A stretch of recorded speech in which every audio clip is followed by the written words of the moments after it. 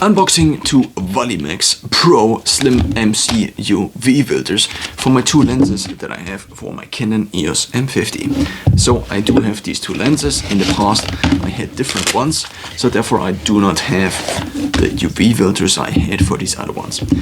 In terms of how to apply these, you need to look out for the actual diameter of the lens. This could also be the radius, but I think it's the diameter. Yeah, 4.9. So as we move up closer, you can see that there are a few numbers on the lens itself. So we have a few numbers down here, and then we also have one number that is up here, which you might read as 49 millimeters. The other thing that is down here that says Canon EF lens 50 millimeters is the Canon lens. It's also EF, which means it's not for APS-C sensors, but for full frame sensors. Then it's 50 millimeters, which is how much zoom it basically has. And then we have 1.1.8, which is some kind of ratio in terms of how much of this I think is displayed onto the sensor. And it's also an STM lens, which in this case stands for a silent motor.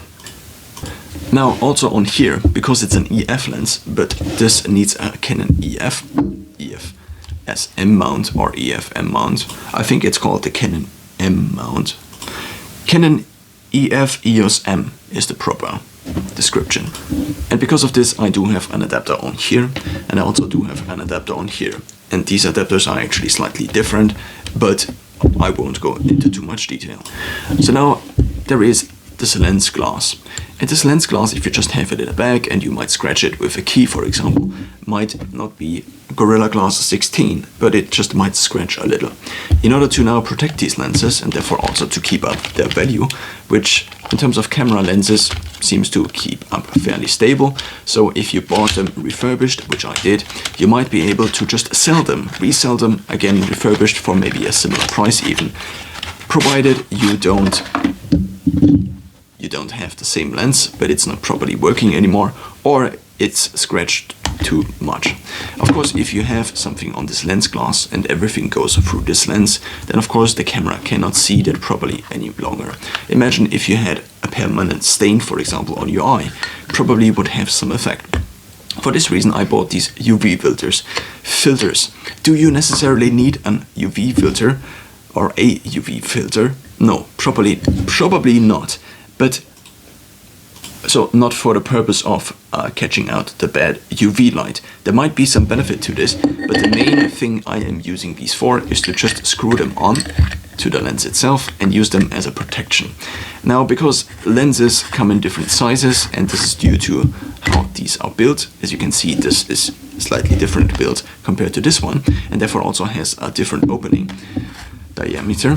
You need different diameters, and this is why the old ones didn't work for me anymore. Before I had an 18-200, also EF-S lens, but this one didn't have an STM motor, which resulted in me not being able to use the camera intern audio, which is not that good anyway, but at least this was for my previous camera, the Canon EOS 80D, which I broke. Now, this is the second one, and this is the smaller one for the smaller lens. So I do have, as mentioned, the 50 millimeter and also the 18-135 millimeter, also EF-S from Canon. So now I just take out the second adapter, which is obviously way smaller because the diameter now is only 4.9 centimeters, which I cannot properly translate to inch, but since it is measured in centimeters anyway, or in millimeters in this specific case, I also do not know if the Canon lenses in the US, for example, do have not 49 millimeters, but just something in inch written on them. As we can see, this now protects not only the glass itself, but also the inner surface area. There might be an argument to be made that when doing something like this, you might actually want to put in some effort to clean the inner workings here. And for this reason, I do have a cleaning kit, which I bought about a few years ago for my Canon EOS 80D or 70D actually. I didn't have the 80D, I just had the 70D. This was my only Canon camera. And before I had also a Canon camera, but not a professional one. So now I did buy this here, and this has several ingredients. The first one we will use, I think, is this one, which is not a leaf blower, but similar. And so we just take this off again. Obviously you don't want to touch it too much. And then, as we can already see, this has not the best cleanliness. I will also try to focus on it specifically. And there also are some stains on the glass itself. Now, if the outer area is not doesn't look that good anymore, it's not the biggest concern of all, but at least the glass itself should be clean. Again, because the glass is the thing the camera sees everything through. Now, of course, I am humanizing the camera, which might be beneficial, which might not be beneficial. So now we take the second one and we take it off again. By the way, you could also clean the entire lens. What usually works quite well in terms of cleaning anything is alcohol. So I do have a little bit of cleaning alcohol available also outside of this cleaning kit here. Now, there is something like a pen in here, for example, which you could potentially use to get small dust particles off of the sensor itself. And of course, my lighting situation here is not ideal for this kind of showing, but maybe I don't want to use this on the outside of a lens, because if I then use it on the sensor itself, I might bring particles onto the sensor. For this reason now, I do use just my normal cleaning towel, which I wash usually, and then I will use a little bit of alcohol. Now, I'm not aware whether this is the ideal scenario for the lens itself. There might be some coating on the lenses themselves, but I will just now continue to use them, because if I need some very special thing to clean this, then I would need this very special thing every time I clean this. So therefore I just take this, and probably a lot of people already had similar ideas, so therefore there might be an argument to be made that this should be possible to clean it just with alcohol without any damage. So now this seems to be somewhat clean. Of course you can clean it again, because obviously you can take off the filter at any point in time. Now, there is also an argument to be made to not use filters. Why would this be the case? Imagine you are looking to the world through your eyes, and you see the world, and now you have glasses on. These glasses constantly reflect light. So there might be, as you might see on people who record anything of themselves, pictures or anything else, or look at themselves in the mirror, they always have a few reflections going on, similar to how this here reflects some of this here. My eyes also do reflect some of this here, some of the environmental light, but at least not to such a big degree. So if there is a bigger glass in front of it, of course there might also be some interference that is happening in between those two different layers of glass. So therefore you might get more lens flares. So this could be seen as an upside, or it also could be seen as a downside. If we again move a little bit closer, this is basically what a lens flare, at least to some extent, is. It reflects basically environmental light, and then this environmental light has some impact onto what the picture actually looks like. So I now also cleaned this one, which was maybe not the best idea, because sometimes this towel here leaves some of its material basically onto the lens itself. And now I do have a small alcohol stain on here, which I could possibly remove, but I would just apply this now and put it into my bag, because I don't want to spend too much time on it, and also there is nothing in this process which cannot be repeated. So for this reason I would just repeat it whenever too dirty in the future. So now we also have this lens already, and we also see that there is a small alcohol stain on here. So I just maybe clean it again, maybe a little bit softer, in order to, so the alcohol usually evaporates pretty quickly in normal temperature. So as this evaporates pretty quickly, I can now see that there are still some stains on there basically, but I will now just again maybe it wasn't the best idea with the alcohol. Maybe I should look this up for you. So a quick search says alcohol should not be used to to clean glasses, but not specifically talking about lenses.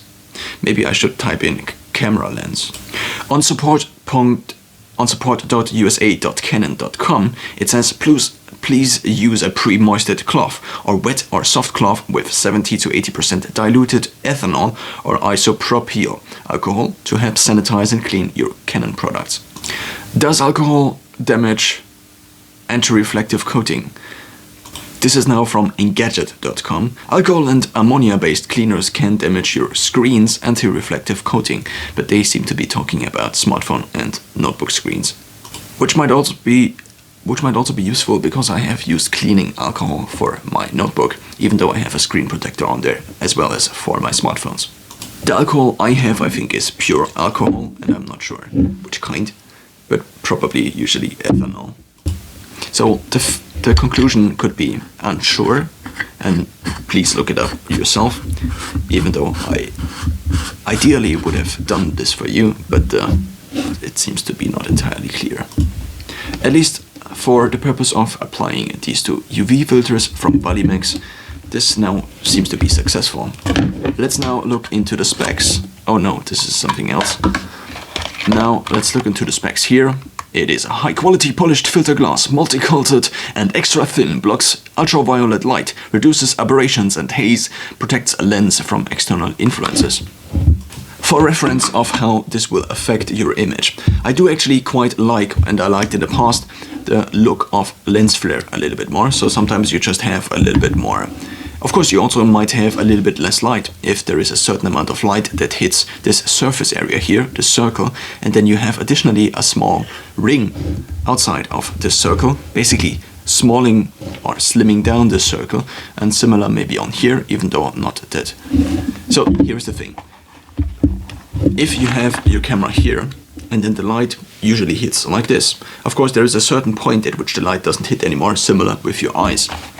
So if you now even just have like 2 or 3 millimeters more, then it is cutting basically off these things that would meet the lens in here at basically a higher point. So even though it might only seem like 2 or 3 millimeters, it might still cut out a little bit of light, which might then result in your camera being less performable in low light, or just general having at a given fixed camera setting less light available. Not only the camera setting, but obviously the lens, the sensor, and the setting of the ISO, and so on. In total, I'm now glad that after like 2 or 3 years of using these lenses without these filters, I now do have these filters again. The cost of these is €7.90 in terms of euros for the 49mm filter, and €8.90 for the 67mm filter. So in total, €16.80, which is on the cheap side, of course. Do you want to really put on cheap things on your very expensive lenses? But since I do not have very expensive lenses, but basically the cheapest lenses I could get, not really the cheapest lenses, but just on the affordable range of Canon products. There is also an argument to be made if you only have a Canon EOS M50, why would you put an L lens, for example an L series lens onto it, or even the newer R lenses, which are obviously meant for the R cameras. And the R cameras also come with a special mount. You might have guessed it, it's called the R mount. Maybe also worth mentioning, I did have one of these cases before. I used it for a kind of specific purpose until I forget what I used them for. Because you obviously don't need them, because you have them on your lenses, the filters.